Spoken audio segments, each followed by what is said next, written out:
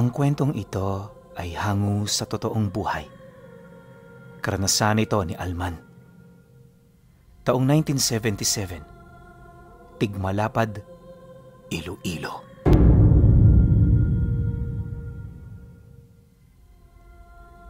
Noong mga panahong ito, nakatira si Alman at ang kanyang mga magulang sa isang malawak na sakahan sa Tigmalapad. Hindi pagtatanim ng gulay o palay ang kanilang ikinabubuhay, bagkus kumikita sila sa pag-aalaga at pagbebenta ng mga kambing at baka. Malayong tahanan nila sa sitio, kaya na may lumaki siyang walang kilalang kababata. Ang mas nakakalungkot pa, wala rin siyang mga kapatid na pwede niyang makalaro sa araw-araw. Nag-iisang anak lang itong si Alman, kaya para hindi siya maburyong, palagi siyang nakabuntot sa tatay niya. Lahat ng ginagawa nito sinusubukan din niya para naman kahit papaano meron siyang maitulong. Ngunit habang lumalaki at nagkakaisip siya, unti-unti niyang nakikitaan ng kakaiba ang tatay niya. Tuwing hapon palagi itong nasa labas ng bahay nila, may kinakausap sa mga puno. Kapag sumasapit naman ang gabi, gumagawa ito ng malaking baga sa bakuran para sambahin. Ayon kay Alman, walang eksaktong relihiyon ng kanilang pamilya, kaya medyo nakapagtataka ito para sa kanya. Nasisiguro rin niyang hindi relihiyosong tao ang kanyang ama, kaya walang sapat na rason para gumawa yun ng mga ganoong bagay. Dagdag pa niya na, makailang beses na rin niya itong tinanong ukol dito, ngunit wala itong naisasagot. Palagi lang itong tahimik, animoy hindi ito interesadong kausapin siya.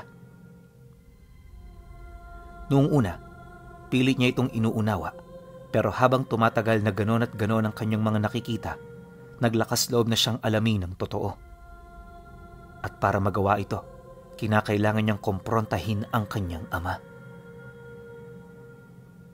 Isang hapon, matapos ang buong araw nilang pagpapastol, dire-diretso naman silang bumalik sa bahay, kasama ang mga kambing at baka.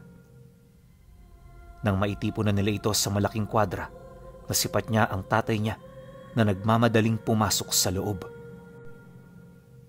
Tay, pwede bang makahingi ng oras mo kahit sandali lang? May mga gusto lang kasi akong klaruhin sa'yo. Ilang beses ko na itong naitanong pero wala pa rin ako naririnig na sagot eh. Kilala mo naman ako, Tay. Hindi akong tipo ng anak na pinapalagpas ang mga bagay na hindi ko maintindihan. Bahala ka kung magalit ka. Basta ang gusto ko, masagot mo ang mga tanong ko. Anong ginagawa mo sa kakahuyan tuwing hapon? Bakit para may kinakausap ka ron? Tsaka, sinong sinasamba mo tuwing gabi? Kailangan ba talaga ng malaking apoy para ikaw ay makapagsamba? Alam mo, Tay, gulong-gulo na talaga ang isip ko sa paniniwalang meron ka. Nang marinig naman ang kanyang amang sinabi niya, agad itong napatigil. Inabot ito ng ilang minuto bago makaharap sa kanya at sa pagsilay niya sa mukha nito, dito niya napansin ang matinding galit na pilit nitong itinatago.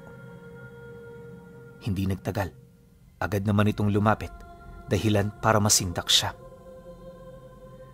Sa kakatras noon ni Alman, di niya namalayang narating na pala niya ang bakod ng kwadra. Dahil dito, nagawa siyang malapitan ng kanyang ama, kasabay ng pagsagot nito sa kanya ng, "Para yun sa inyong proteksyon. Ngayon hindi mo pa nauunawaan ang sakripisyo ko. Pero sa paglaki mo, doon mo malalaman ang kahalagahan nito. Wala nang maraming tanong, anak. Kung talagang gusto ng tadhana na makita mo ang katotohanan, darating ang panahon para rito. Sa ngayon, hayaan mo na muna ang lahat na manatili sa kung ano lang ang nalalaman mo. Anak, papaalala ko lang sa'yo. Hindi mo ako kalaban. Kakampi mo ako." Matapos naman itong makapagwika, hindi na nakasagot pa si Alman. Base sa sinabi ng tatay niya, hindi niya may pagkakailang totoo ito. Dumaan pa ang mga araw, nagpatuloy ang pagsasama nila na para bang walang nangyari. Minabuti na rin niyang humingi ng tawad sa kanyang ama dahil sa mga sinabi niya noong nagdaang araw. Magmula noon, wala na siyang inisip na kakaiba sa pagkatao nito. Ang pinagtuunan na lang din niya ng pansin ay sa kung papaano sila makakaraos sa pang-araw-araw. Dahil na rin sa dami ng kanilang ginagawa, hindi niya namalayan ang mabilis na paglaki ng kanilang mga alaga. Kalaunan, nagulat na lamang siya nang yayain siya nitong magbenta sa baryo. Unang beses itong mangyari sa loob ng 1.5 dekadang pagnenegosyo nila, kaya nung marinig niya ito, hindi na siya nag-alangan pa. Wala rin siyang itinanong sa tatay niya, basta ang ginawa niya kunin ang tali ng mga kambing at sapilitan nitong pasakayin sa kangga. Sa mga oras na yon, nasa humigit 15 kambing ang dala-dala nila. Nang makumpleto na nila ang kanilang dadalhin, di naman sila nagdalawang isip na umalis. Kampante sila noong bumaba ng baryo, lalo pat magkakasama silang lahat. Habang binabagtas naman nila ang daan, napilitan na siyang magtanong sa kanyang ama ukol sa naging desisyon nitong pasamahin sila. Medyo nakakagulat kasi ang mga pangyayari, kaya humihingi na naman siya ng mga sagot sa kanyang mga katanungan. Walang espesyal ngayon, anak. May mga rason lang ako kung bakit ko kayo isinama. Tsaka isa pa, wala naman kayong ginagawa. Mas masaya kapag tayong lahat ang pupunta sa baryo, hindi ba? Tay naman, di bang sabi mo sa amin noon pa malayo ang baryo? Nakakapagod ang daan pababa, kaya mas magandang manatili na lang kami sa bahay. Mas tatagal din ang kilos mo kung sasama pa kami ni inay. Ay, hindi ko talaga maintindihan kung bakit ka ngayon nagkakaganyan eh. Para talagang may mali. Sinasabi ng kutob ko, may mali talaga tay. Nang marinig naman ito ang kanyang sinabi, hindi na ito sumagot. Sa pagpapatuloy ng kanilang pag-usad, wala na silang naging imikan. Pagdating naman nila sa baryo, kahit papaano naibsa ng bahagya ang galit niya sa kanyang ama. Marami kasi siya roong nakitang interesanteng bagay na unang beses lang din niyang masilayan. Ilang oras pa ang dumaan, nabenta na nila ang lahat ng kanilang dala. Oras na para umuwi, kaya dali-dali silang nagligpit, habang ang kanyang ina naman nagmamadali na rin sa pamimili ng kanilang mga kailangan. Pagtungtong ng gabi, kasalukuyan pa lang nilang tinatahak ang daan. Habang lumalayo naman sila sa baryo, di niya maiwasang mag-alala. Binatilyo na siya noon pero aminado siyang takot pa rin siya sa mga nilalang na hindi nakikita. Kaya siya nagkaroon ng ideya ukol sa mga ito ay dahil sa mga kwentong kinalakihan niya. Bagaman sinasabi ng tatay niya na hindi ito totoo, di siya ron kumbinsido. Alam niya kasing may mga katotohanang nababalot sa likod ng mga istoryang ibinabahagi nito. Makalipas pa ang ilang minutong pag-usad, nang mga lahati na sila ng daan papauwi, bigla namang namatay ang lahat ng siga sa mga sulong dala-dala nila. Dahil dito, halos hindi naman makakilos itong si Alman. Napakatalas na ng kanyang pandama noon, pero wala siyang lakas na gumawa ng kahit ano. Ang naiisip niya lang, manatili at pakiramdaman ang kilos ng kanyang ama. Maya-maya pa, nang maibalik na nito ang siga, agad naman silang nagpatuloy sa pag-usad. Pagdating nila sa kanilang pamamahay, inuna muna sila nitong papasukin bago nito ibinalik sa kulungan ang sinakyan nilang kalabaw. Pagpasok naman ito sa loob ng bahay, pasimple pa itong nagmasid sa labas na animoy meron itong tinitingnan. Si Alma naman noon, tahimik lang na pinagmamasdan ang kilos ng tatay niya mula sa loob ng kanyang silid. Di nagtagal, nang mapansin naman ito ang kanyang pagmamasid, agad naman siya nitong tinitigan, sabay senyas sa kanya na lumapit. Dahil dito, wala naman siyang nagawa kundi ang sumunod. Akala niya meron lang itong ipapakita sa kanya. Ngunit paglapit niya, bigla nitong hinipan ang noo niya. Matapos nun, agad siya nitong inutusan na sumilip sa labas. Dala naman ng kuryosidad, dali-dali naman siyang tumingin. Ngunit pagsilip niya, hindi normal na kapaligiran ang tumambad sa kanya. Ilang metrong layo sa kanilang bakuran, may mga nakita siyang bolang apoy na nakahilera patungo sa tuktok ng isang burol. Hindi niya mawari kung ano ang ginagawa nito, pero sa tuktok ng lugar kung saan ito tumutungo, may nakita siyang maliit na ipo-ipo na binabalot ng mga kulog. Nakita mo na ang tuktok ng burol, anak? Yan ang lagusan patungo sa pahingahan ng mga espiritu. Isa yan sa mga binabantayan ko, kaya tayo nandito. Ang mga kambing na ating inaalagaan at binibenta, minsang naging tirahan ang mga kaluluwang yan. Marahil nagtataka ka kung bakit ko ito pinapakita sa iyo. Hindi ito para maresolba ang katanungan sa isip mo, bagkus ay para maunawaan mo ang mga ipagtatapat ko. Nang marinig naman niya ang sinabi nito, hindi siya kaagad nakaimik. Alam niya kasing may malalim na dahilan ng pagpapakita ng kanyang ama sa mga ganoong bagay. Ilang minuto pa ang lumipas. Dito na ito sumabay sa kanya sa pagdungaw sa labas. Sa parting silangan kung saan nakatayo ang burol, may itinuro ito sa kanyang malaking puno na hindi naman gaanong malayo. Pagbaling niya ng tingin dito, wala naman siyang nakitang kakaiba hanggang sa maituro na ng tatay niya ang 3 nilalang na nakatayo sa pinakamalaki nitong sanga. Sa estado ng mga nilalang, malayo ito sa pagiging tao dahil kahit sa malayo, kapansin-pansin ang namumukod tanging liwanag na nagmumula sa mga mata nito. Matapos naman niya itong masilayan, dito na nagsimulang magkwento ang tatay niya ukol sa kanilang mga nasilayan. Ayon dito, ang mga nilalang na nakita niya ay banta sa mga espiritong pinapatawid nila. Kagaya ng mga balbal na kumakain ng patay, ang mga ito naman ay kumakain ng mga gumagalang espiritu sa lupa. Matagal niya na yung sakit sa ulo dahil kapag nagpapakita ang mga ito, maraming bilang ng mga kaluluwa ang nawawala na lang bigla. Pagtatapat pa ng kanyang ama, na kaya niya ito ipinakita sa kanya ay dahil sa gusto nitong makatulong siya sa kinakaharap nitong problema.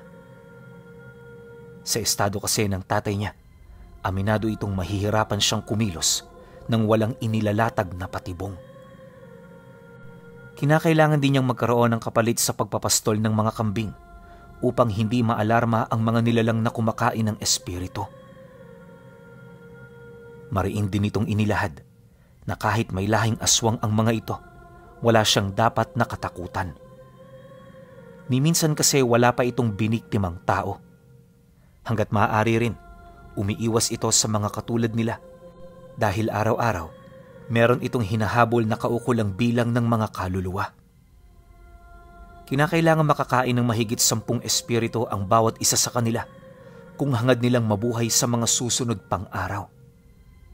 Sa sandaling hindi sila makakain ng ganoong karami, may posibilidad na maagnas sila at mawala sa kanilang mga wisyo. Yun ang ikinakatakot ng mga nilalang, kaya hanggat maaari, hindi lumalayo sa lagusan ng mga espiritu ang kanilang pugad. Mula sa gabing ito, anak, katuwang na kita sa aking lihim na gawain. Nasisiguro ko sa iyo ngayon pa lang na dahil sa ating gagawin, uunlad ang iyong kamalayan at kaalaman. Huwag kang mabahala, sapagkat simple lang naman ang iyong gagawin. At yun ay walang iba, kundi ang magpastol lang ng mga kambing. Ganun ba, tay? Sige ho. Kung yan ang gusto ninyo, gagawin ko.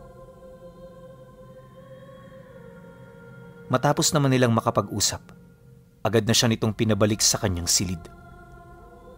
Akala niya magpapahinga na rin noon ang kanyang ama, pero pagkahiga niya, bigla na lamang itong nawala. Dala naman ang kanyang kuryosidad, agad niya itong sinundan sa silid kung saan ito nagpapahinga, pero wala na siya roong naabutan. Ang mas nakakapagtaka pa sa lahat, sarado ang lahat ng pinto. Hindi niya lubos maisip kung saan ito dumaan para makalabas. Lumipas pa ang mga araw, nagpatuloy ang pangkaraniwan nilang buhay. Wala pa rin namang pinagbago sa kabila ng kanyang mga nalaman. Ganun pa rin naman ang nangyari. Ngunit may mga pagkakataon na ipinagkakatiwala sa kanya ng tatay niya ang pagpapastol ng mga kambing. Dito na rin niya unti-unting nasaksihan ang mga pamamaraan itong ginagamit para maipasok ang mga espiritu sa labas ng kanilang mga alaga. Ayon sa ama ni Alman, merong 2 proseso para makapasok ito ng lagusan. Una, kinakailangan nila itong linisin sa pamamagitan ng dasal at pagpapatira nito sa puno sa loob ng 1 linggo. Mananatili roon ang espiritu para pagnilayan ang nakaraan niyang buhay, ganon din ang kanyang mga kasalanan. Lahat ng mga espiritong gumagala ay saklaw nito, basta ba'y nagmula ito sa tao. Pagkatapos naman itong tumira sa puno, ililipat na nila ito sa katawan ng kambing para dito na simula ng tuluyang paglinis sa kanilang mga nakaraan. Alisin ng tatay niya ang lahat ng memorya nito noong nabubuhay pa, at kapag natapos na niya ang ritual, dito na ito lalabas sa katawan ng kambing bilang mga santelmo. Mga nilalang na ang hangarin makatawid sa kanilang pahingahan. Dagdag pa ng kanyang ama na ang dalisay na enerhiya na nagmumula sa mga santelmong nililikha niya ang siya namang nakapukaw sa pansin ng mga nilalang na tinatawag niyang angiban. Isa itong uri ng kubot na nabubuhay mula sa dalisay na enerhiya ng mga santelmo. Bagaman madaling mamatay ang mga ito, napakabilis din naman ng kanilang pagpaparami. Ang isang babaeng angiban kayang manganak ng 10 supling sa loob ng 1 linggo.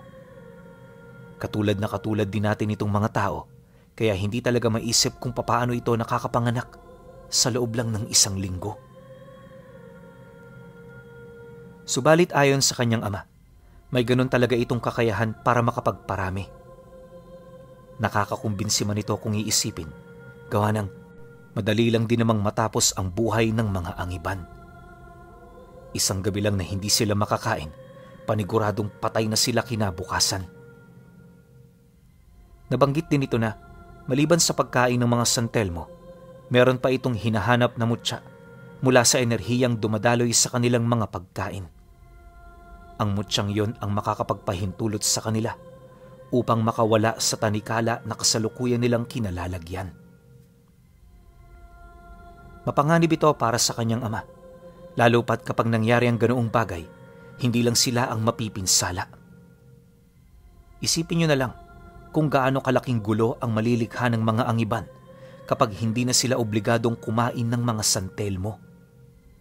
Idagdag mo pa rito ang walang kamatayang pagpaparami ng kanilang lahi.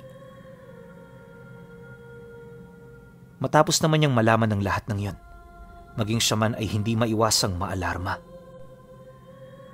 Ilang buwan bago matapos ang taon, dito na nagdesisyon ng kanyang ama na kumilos. Tapos na ang mga preparasyon nito, hudyat na kinakailangan na nitong kumilos. Para naman maisakatuparan ang mga napag-usapan nilang plano, si Alma na muna ang namahala sa mga kambing nila. 10 oras na siya ng gabi kung umuwi para lamang maakit ang mga angiban na sumunod sa kanya. 1 linggo ang lumipas na ganon at ganon ang kanyang ginagawa. Lumapit na ng husto sa lugar nila ang mga angiban. Takam na takam ito sa mga kaluluwang nasa loob ng kambing, kaya kahit nakakaramdam yon ng pagkabahala, wala na rin itong nagawa kundi ang mahulog sa kanilang mga bitag. Pagsapit ng gabi ng Miyerkules, habang naglalakad si Alman papauwi, bigla na lamang nagsipulasan ang mga kambing na nakasunod sa kanya. Pagdating ng mga ito sa kakahuyan, laking gulat na lamang niya nang biglang may nagpakitang mga tao na walang saplot. Malalaking bulas ang mga ito, kaya agad nitong nahuli ang mga kambing na kanyang pinapastol. Walang sabi-sabi, Gamit ang kanilang lakas, sapilitan nila itong hinati sa gitna. Nang masipat naman niya ang ginawa ng mga ito, sa halip na umangal siya, bigla na lamang siyang napaatras. Ang mga kambing kasi pinuno, unti-unting binalot ng dilaw na liwanag pagkahati ng mga ito sa dalawa.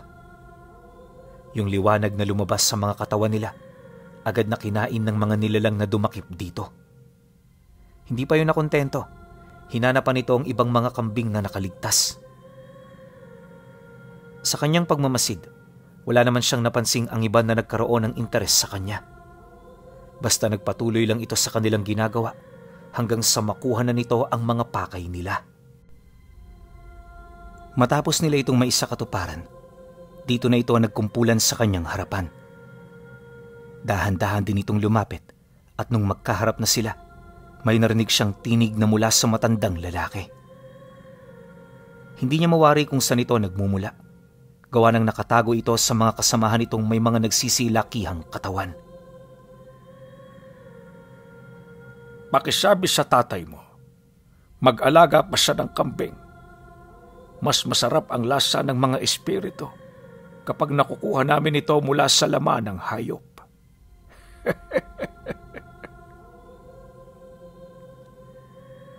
Nang marinig naman niya ang sinabi ng matanda, di naman siya umimik. Bagaman may bakod at agimat siyang tangan, di niya sinubukang lumaban. Alam niya kasing malalakas ang angiban, kaya kapag pinagtulungan siya ng mga ito, paniguradong patay siya. Ang mas masaklap pa, wala siyang mapagtataguan sa lugar dahil hinaharangan ng mga ito ang daan patungo sa kakahuyan. Makalipas pa ang ilang minuto, nang akmang tatalikod na ang mga ito, may napansin siyang liwanag ng sulo mula sa likod ng mga nilalang. Pagramdam naman dito ng mga angiban, sinubukan naman itong kumaripas ng takbo papalayo. Ngunit bago pa man sila makapasok sa loob ng kakahuyan, napansin nila ang hindi nakikitang harang. Agaran nitong binalot ang buong paligid, kaya kahit saan mang dako sila pumunta, hindi na sila nakatakas pa. Nang mapagtanto naman ito ng matandang kumausap sa kanya, bigla naman itong umatungal ng napakalakas habang sinisigawan ang kanyang amanang. Hayop kawan! Pati ba naman dito bibitagin mo kami?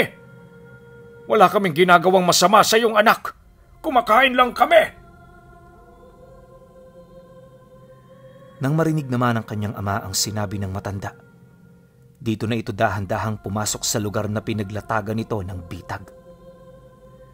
Pagtarak naman ito ng sulo sa lupa, di naman ito maiwasang mapangisi habang sumasagot sa nilalang ng, Wala ba kayong masamang ginawa? Tingnan nyo nga ang ginawa nyo sa mga kambing ko.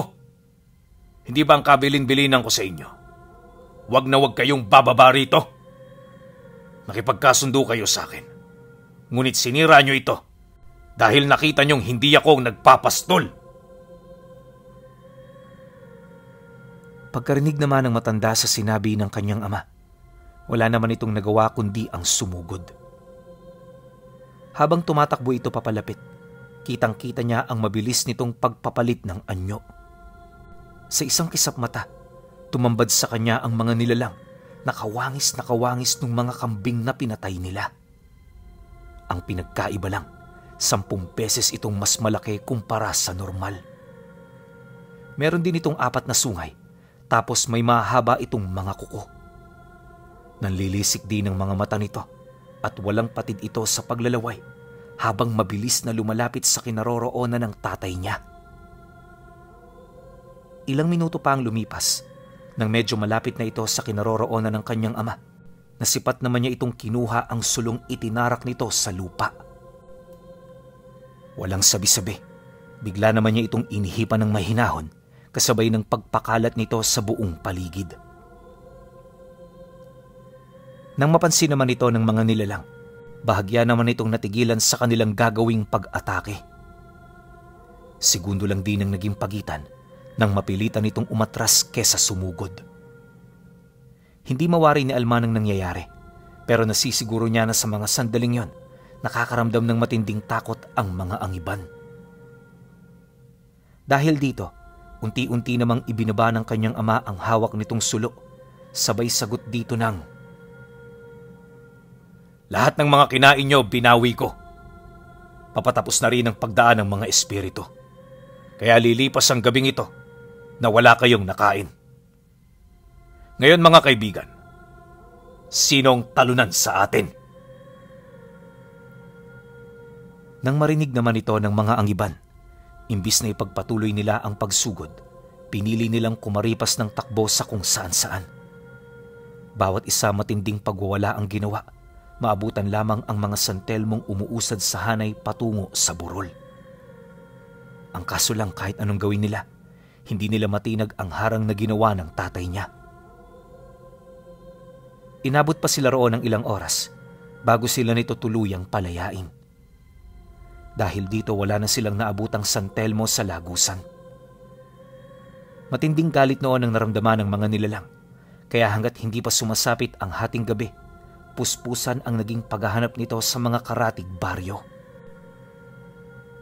Hindi na yun natunugan ng kanyang ama, gawa ng inakala nito na doon na magwawakas ang buhay ng matandang angiban. Subalit lingid sa kanilang kaalaman, na noon din palang gabing yon, nakagawa ito ng hindi inaasahang hakbang. Para makakuha ito ng enerhiya mula sa mga espiritu, pumatay ito ng tao. Nalaman lang din nila ang tungkol dito dahil sa mga magsasakang napadaan sa kanilang lugar. Ayon sa mga ito, nasa humigit 6 katao ang natagpuan nilang wala ng buhay noong nagdaang gabi. Bawat isa wakwak ang mga dibdib, nawawala ang puso, ganon din ang mga mata at dila. Nangingitim na rin ang kanilang katawan nung sila ay matagpuan, kahit noong nagdaang gabi lang sila pumanaw. Dagdag pa ng mga magsasaka na, ang mga pangyayaring yon ay nagdulot ng matinding pagkabahala sa baryo nila. Nang marinig naman ang kanyang ama ang tungkol dito, agad naman yung umalma. May mga napansin kasi ito noong mga senyales na medyo kakaiba sa pandinig niya. Ayon sa tatay niya, hindi mangingitim ang bangkay sa loob lamang ng ilang oras, maliban na lang kung may kumain sa mga kaluluwa nito. Mariin din itong inilahad, iisang lahi lang ang may kakayahang gumawa nun, at ito ay walang iba kundi ang lahi ng mga angiban. Buisit! Masyado akong nagpabaya. Kung alam ko lang na mangyayari to, nilipol ko na sila kagabi pa. Alman, ihanda mo ang mga gamit. Bababa tayo ng baryo. Matapos naman itong makapagwika, dali-dali naman siyang kumilos.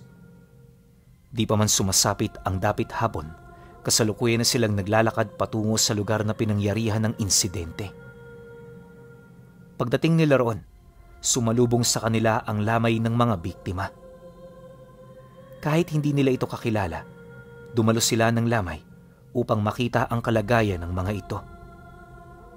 At kagaya nga ng kutob ng tatay niya, biktima yon ng mga angiban. Mula sa presensyang naiwan hanggang sa sugat na nilikha ng mga nilalang, lahat yon kumpirmado. Habang lumalalim ang gabi, maigi nilang kinausap ang mga kamag-anak nitong nagdadalamhati.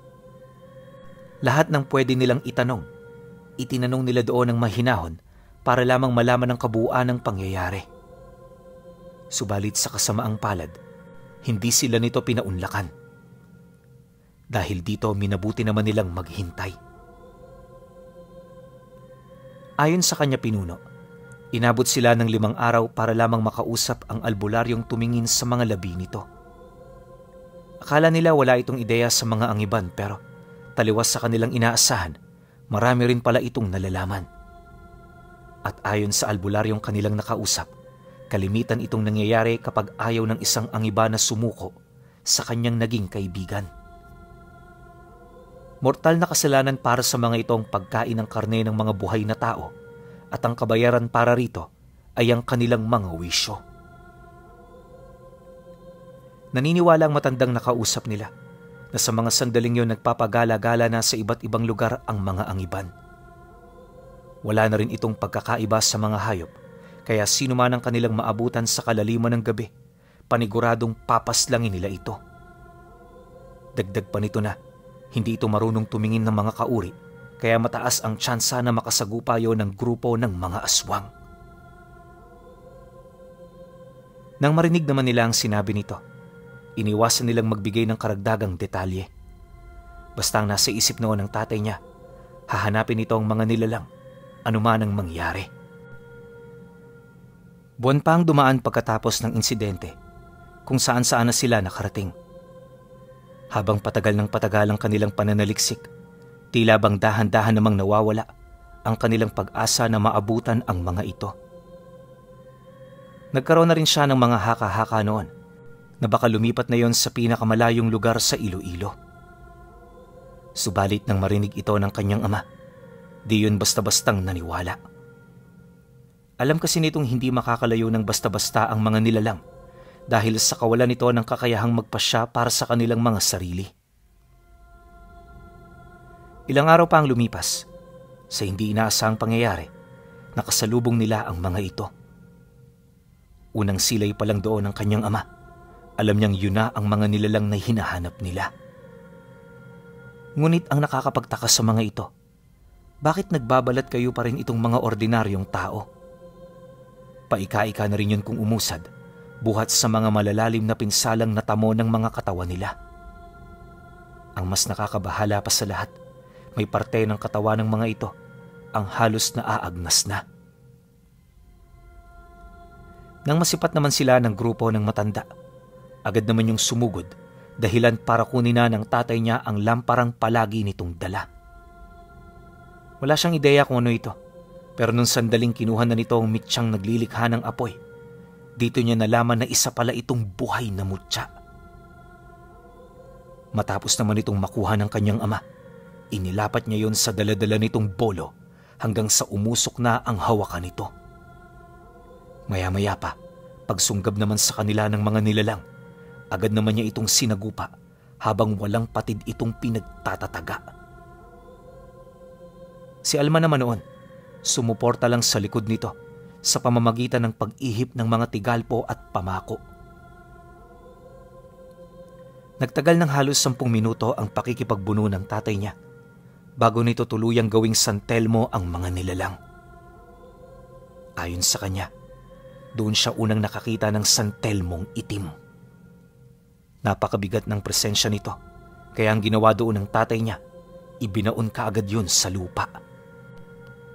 Ayon sa tatay niya, nangyayari ang ganoong santelmo sa mga espiritong isinanla ang kanilang mga kaluluwa sa dyablo.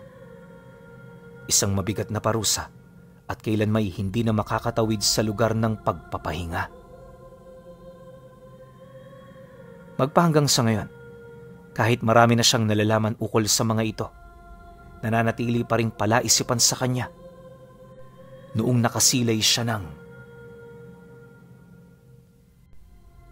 itim na santelmo na aksidenteng nalikha ni Juan.